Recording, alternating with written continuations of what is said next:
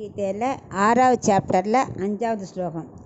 உத்தரேதாத்மனாத்மானம் நாத்மானம் அவசாதயேத் ஆத்மைவ ஹ்யாத்மனோ பந்துஹ ஆத்மைவ ரிபுராத்மனஹ. இப்போ இதுக்குள்ள அர்த்தத்தை பார்க்கலாம்.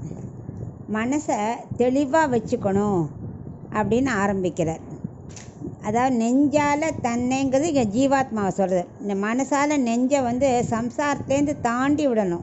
சம்சாரத்துக்குள்ளே உள்ள தள்ளக்கூடாது, நம்மளை உயர்த்திக்கணும்.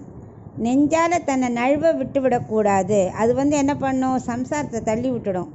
அதனால் நம்ம நெஞ்சை எப்போவுமே உயர்த்தி வச்சுக்கணும்.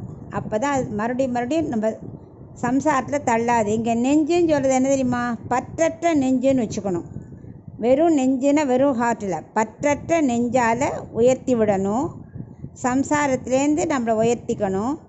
பற்றுள்ள நெஞ்சு என்ன பண்ணும், நம்மளை அப்படியே சம்சாரத்தை தள்ளி விட்டுரும். ஸோ அந்த பற்றுள்ள நெஞ்சை நம்ம தாழ்த்தி கொள்ளக்கூடாது. சில நண்பர்கள் இருப்பா, சில நல்ல நண்பர்கள் சில தீயவர்கள் நம்ம சொல்கிறோம் இல்லையா. அர்ஜுனன் சொல்கிறான், நல்ல நண்பர்கள் தீய நண்பர்கள் சொல்கிறியே அர்ஜுனா, நீ யோசிச்சு பாரு. உன் இஷ்டப்படி செய்கிறவாள நீ நல்ல நண்பான்னு நினச்சின்னு இருக்க. அதான் தப்பு. அவள் என்ன பண்ணுறா, உனக்கு நல்லதை பண்ணுறேன், உனக்கு பிடிச்ச மாதிரி பண்ணுறேன் உன்னை மறுபடியும் என்ன பண்ணுவா, சம்சாரத்தை தள்ளி விட்டுருவா. ஸோ அது பற்றுள்ள நெஞ்சா போயிடும். அதனால் நீ நண்பன் நினைக்கிறவன் உனக்கு எதிராக தான் செய்கிறான். உன்னை சம்சாரத்தில் தள்ளி விடுறான். அதை நீ புரிஞ்சுக்கணும்.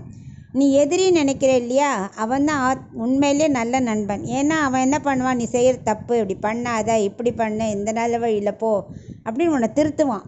நீ அவனை போய் விரோதின்னு நினச்சிட்டு இருக்க.